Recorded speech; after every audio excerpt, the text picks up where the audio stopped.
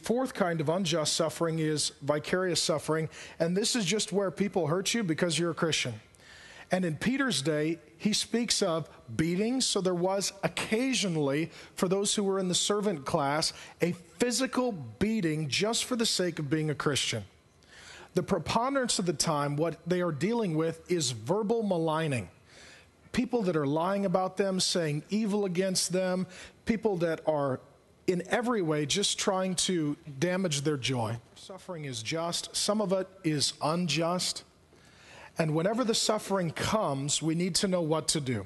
If it's unjust, we've got to look and ask ourselves, how will God use this to make me more like Jesus and to show Jesus to others? If I'm going to suffer, I may as well not in any way waste it. I mean, if you're going to suffer, at least use it. You're going to pay so much for it, you may as well get the most out of it. Secondly, if it is just and you have brought it on yourself, you should look in the mirror and say, you know what? I've reaped what I've sown. I've done this to myself. I need to repent and change because this is my own doing. Peter then has another question for us, and that is, how did Jesus suffer? 1 Peter 2, 21 through 23, for to this you have been called. Right? Part of the Christian calling is a calling to suffer, because Christ also suffered for you, leaving you an example so that you might follow in his steps. He committed no sin, so all of his suffering was unjust. Neither was deceit found in his mouth. When he was reviled, he did not revile in return. When he suffered, he did not threaten, but continued entrusting himself to one who judges justly. Suffering is just and unjust. When we suffer, we have to ask, is my suffering just or unjust? And then once we answer that question, we need to go to Jesus. We need to get out of our hurt, out of our pain, out of our fears, out of our tears, and we need to look to Jesus. And we need to ask, what does he have to teach me? And what I love is that we don't worship a God who is immune from suffering. We have a God who enters into it. That Jesus is God coming to human history as a man, and that he suffers, and Isaiah calls him a man of sorrows. This is wonderful. Every other view of God is that he's distant and he's far away, and he is absolutely removed from suffering, and we have a God who empathizes with us, identifies with us. He has suffered too.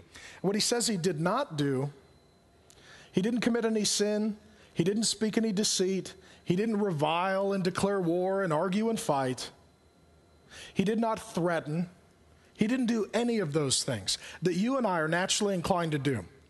There are certain moments in your life that you can't get around, but by God's grace, you just need to get through.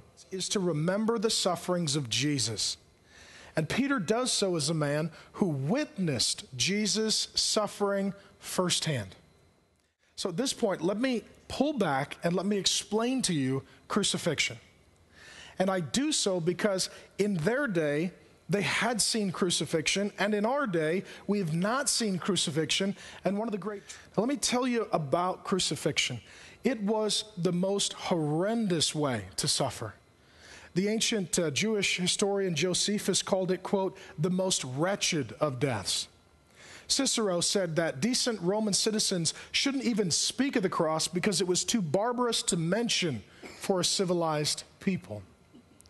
This was state-sponsored execution. It was an act of terror. It was psychological abuse, physical abuse, emotional abuse. It was suffering of every form and kind.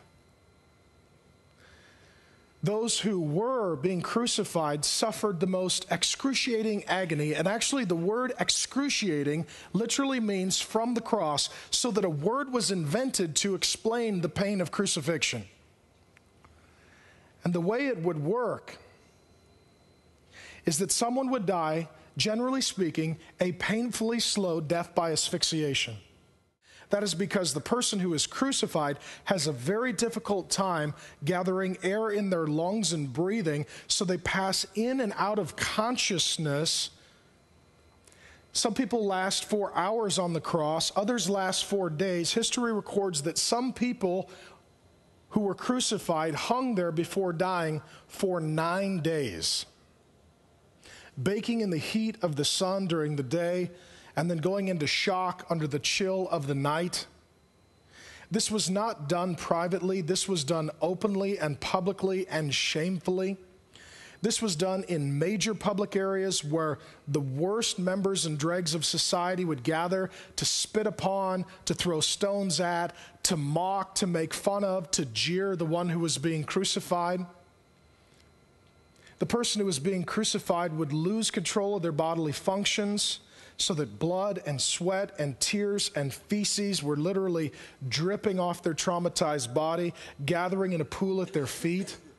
In an effort to get back at those who were mocking them, they would revile them, they would threaten them, they would try and urinate on them, they would spit upon the crowd that had gathered. And when Peter echoes Isaiah saying that Jesus did none of those things, he had incredible self-restraint. This was done frequently as well. On the day that Spartacus fell in battle, they crucified 6,000 of his followers in one day. They lined them along a 120-mile stretch of highway. The bodies would hang for days. Once they died, the bodies would be taken down. Usually, unless the family was present, they weren't even given a decent burial. The dogs and the vultures would come and consume them. This was the most shameful, painful, excruciating, horrendous way to die. This was reserved for high treason, the worst of crimes. Now, Jesus was a man roughly 33 years of age.